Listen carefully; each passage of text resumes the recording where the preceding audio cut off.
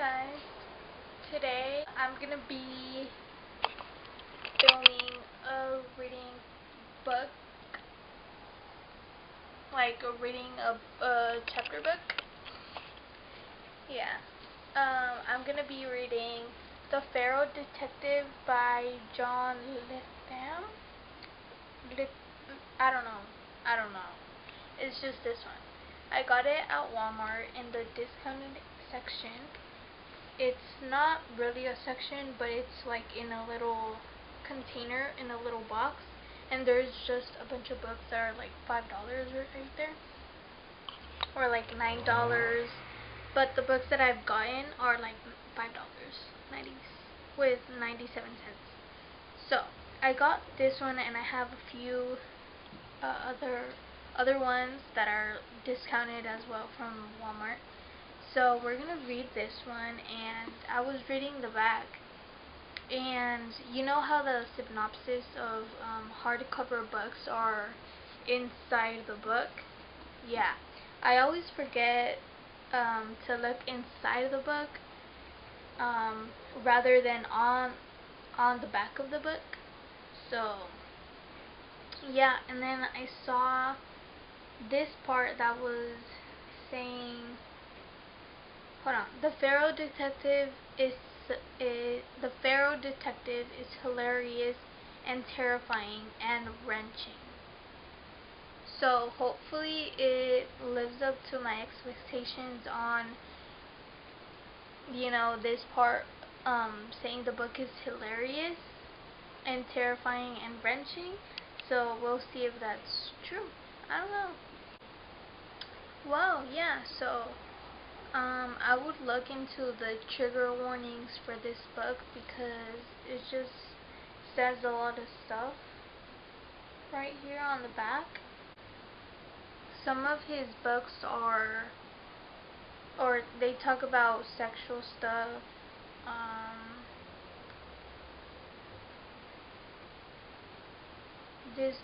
This book is terrifying, and this book has trauma in it, so definitely trigger warnings. And yeah, that's about all it says on here, so we'll see. I also have jalapeno cheddar mix, this thing with me, just in case I want to snack on something while I'm reading to you guys. I'm going to be reading a chapter with you guys, and then maybe go on from there. I'll see you guys in a bit.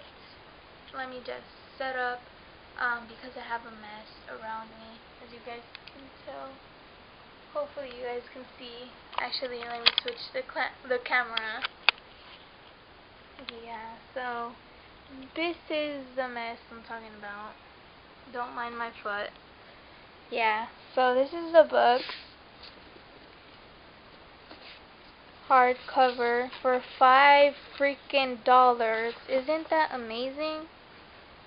For $5, people. Go to Walmart and go to the box that I'm talking about, the bin with discounted books. It's in the same aisle where the books are, but it's just in a little bin. Some Walmarts don't have those bins, but I gladly do, so I'm sorry I get to read those books, thankfully. But yeah, I'll see you guys in a bit. Let me just set up and get ready for you guys. You guys are set up on my computer, so hopefully this films everything. So we're gonna start reading this book. And it has those cool rigid pages, if you guys know what I'm talking about. Like the poetry type of books that you find in like poetry books, or just like olden books, like older books, whatever.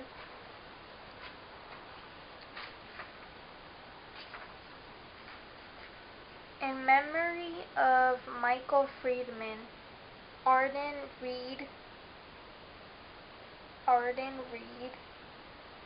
Dan Incollery. I don't know.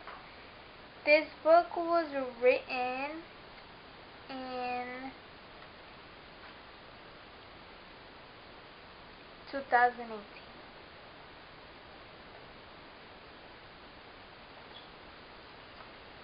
Isn't that crazy?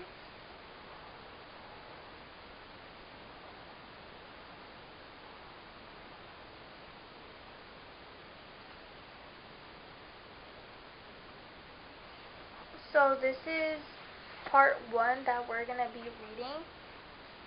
This page is so freaking cool. Let me take the cover off.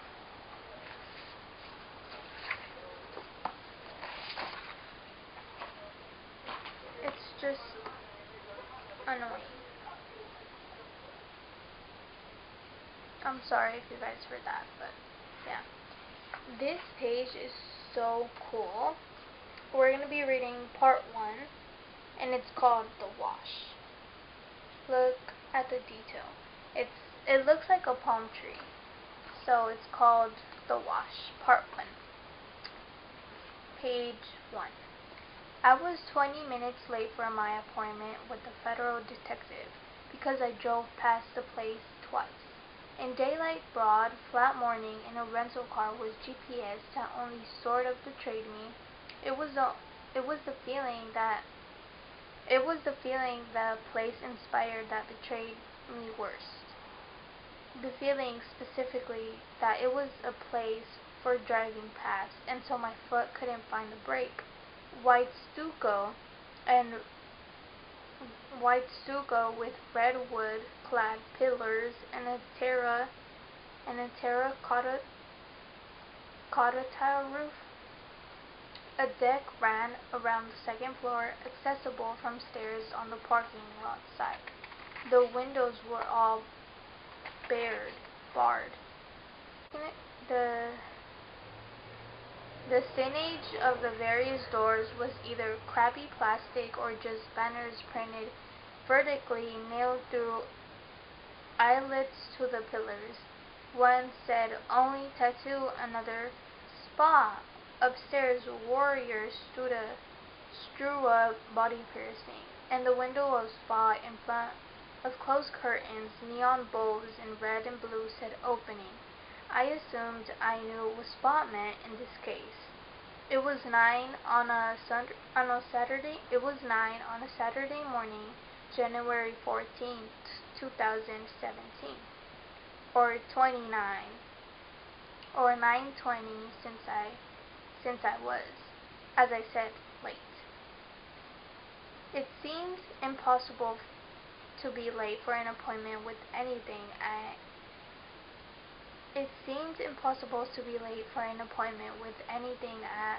a building such as this. To make an appointment here was to have dropped through the floor of your life. Out of ordinary time, you weren't meant to be here at all, if you were me. Having missed the destination, I drove a ways on Foothill Boulevard before figuring it out. The malls and gas stations and chain restaurants took on the quality of a single repeated backdrop, such as Fred Flintstone would motor past. Space was different here. I doubled back and slowed. The building was dark, exactly nothing could be in this glare, but it had a warty density it made it easy to miss. The problem was also the immediate surround. Beyond the parking lot, a wide strewn trailer park on the right behind cyclone fence, a tundra of pits and heaped builds hills of gravel. In a lot, the proximate size of Central Park, maybe I exaggerate. I do half the size of Central Park. In this In this wasteland, the building seemed fake. It claimed a context where none was possible.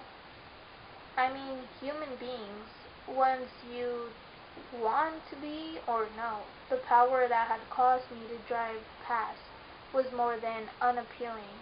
The building made you aware of mental blinders. To park your car here was not to be who you thought you were. Maybe I wasn't now. Plus, the blue was killing me. I don't mean the blues as in the white girl blues. I didn't have those though. I never resort to such bogus shit out loud. It was the blue of the sky that was killing me, and the way across the street with no sense of proportion or taste, snow-capped peaks argued intricately with the flat galactic blue. Beneath the peaks, white bandwidths of fog clung to the corners, to the contours of rock. There was nothing like this in the sky itself. If I stared at the places where the blue met the white, it freaked me out. It was the thing you only saw in the movies, with actors costumed as dwarfs running up a CGI mountain, here except here there was no black frame, no exit sign floating in the periphery, just the blue. I considered the word unearthly and then discarded it as stupid. This is the earthly precisely. This was the earthly precisely. I parked in the lot behind the building and looked for a suite number 8. I had to go up the stairs to find it. Second-story deck put me in a new relation to the expanse of trailers. The suburban varsity, I believe, beyond. It didn't solve the mystery of what was tucked inside those gravel arroyos, though, or how the white fluff could be stuck to the mountains where there wasn't a cloud in the sky. Lady, you did this. You went west. Now suck it up. I knocked. Second page. Those were short 3 pages. Okay, second page. Sorry. In case it isn't obvious, there's a detective in the story. But I'm not it. I had myself halfway cast in the role again. I got onto the plane, but no, sorry. Then again, the story does involve a missing person, and it could well be me. Or practically anybody. As he says to me once, who's not missing? He was prone to these low-ebb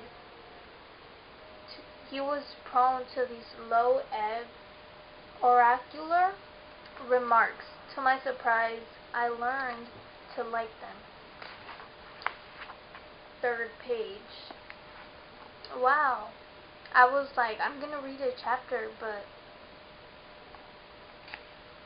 these are short. Oh, okay, this one's long. This one's longer than the other ones. Yep. Page 3. Or chapter, or whatever. A voice behind the brass 8 called. It's opened. I pushed in. The unusual law of glaring sun applied. So I was blinded in the gloom. There wasn't a foyer or waiting area, let alone a secretary screening his appointments. I lurched into the so-called suite, a large, cluttered, murky space that grew darker when the voice said, "Close the door," and I obeyed.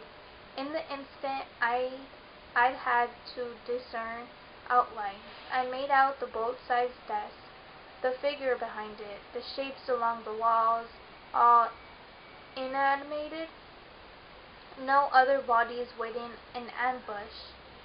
I felt reasonably sure I could be back through the door before he'd be around the desk. I had pepper spray and a tiny compressed air Claxton horn in my purse. I never used either one, and the Claxton was maybe a joke. Phoebe Siegler? The only lamp in the room sat on the desk. All I saw was jeans and boots. The lamp had for company only a landline, a heavy black office phone, no computer. Sorry I'm late, I said, just to say something. He dropped his feet from his desk and rolled forward in his chair, and my eyes readjust first to find his worn red leather jacket, cut and detailed like a cowboy shirt. With white leather trimmed vest pockets and cuffs. The leather was so stiff and dry it was as if a cowboy shirt had been cast in bronze, then spray painted. An absurd jacket, though I came to take it for granted. More than that, as an emblem, I've still never seen another like it. Above his big head came into the light. His eyes were brown under bushy, deliciously arched eyebrows. Hey guys, okay. Before I got rudely interrupted by not having any more space on my memory card, I was reading one sentence that was like, more than that, as an emblem, I've never seen another like it. Or, above his big head came into the light. His eyes were brown under bushy.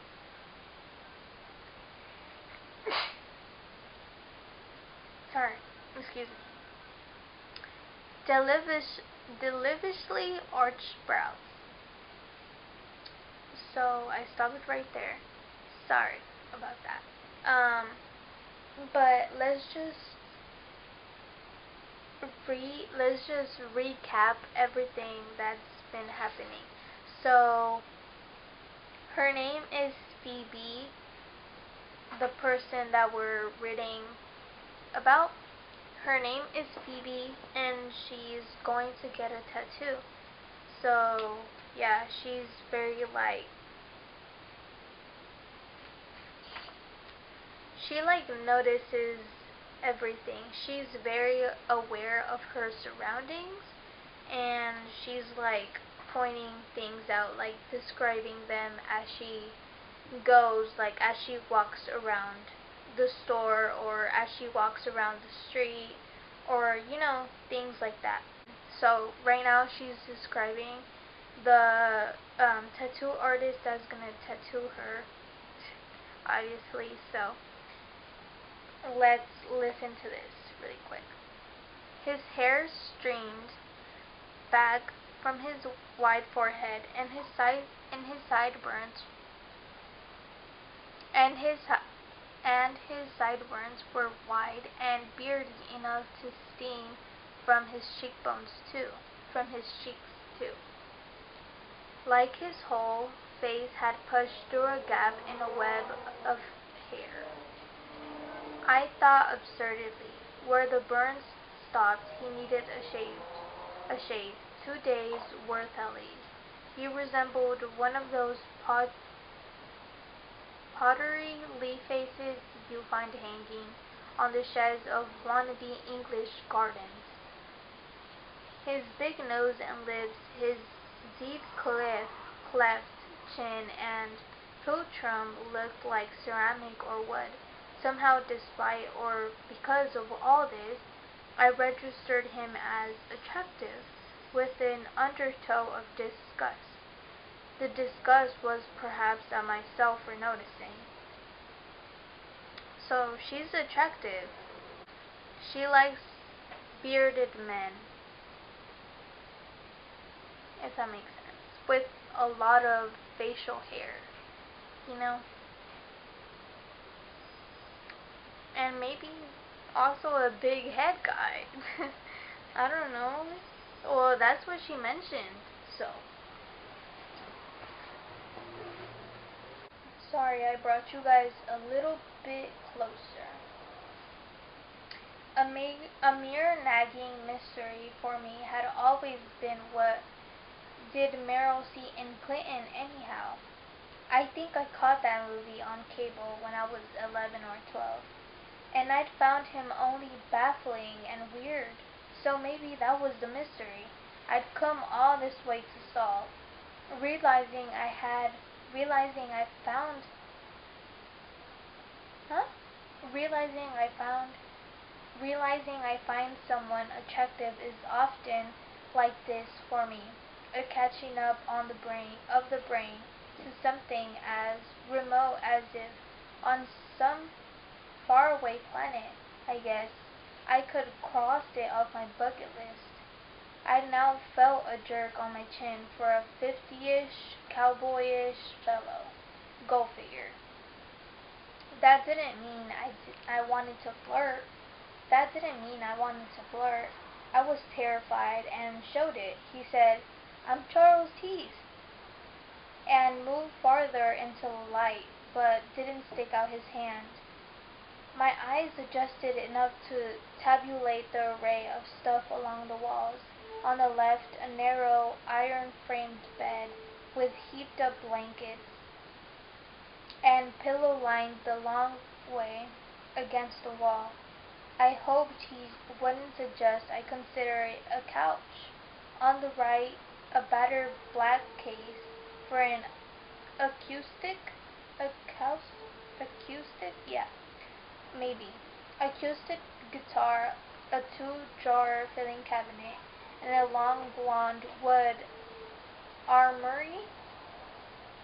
One I couldn't keep from noting would have been a pretty swank piece of Danish modern if it wasn't ruined. But this was my brain pinballing to irrelevances. He helped me out. "You said on the phone you were looking for someone." I called the number the day before and been called back. From the phone on the desk, perhaps. "My friend's daughter, yes?" "Sit." He pointed at a folding chair between the file cabinet and armory. While I took it and scissored it open for myself, he watched, seeming frankly ashamed not to show any gallantry. I think that's what it is. Whatever. I preferred the desk between us for now. And maybe he felt this, so that in fact the deeper gallantry was on view. "Jane Toth sent you." Yes, Jane Toth was the social worker whose name the local police had given me after they finished shrugging off my expectation that they'd be any help in my search for Arabella Swaddles, whose trail had led uplands. Wait, what? Whose trail had led up whose trail had led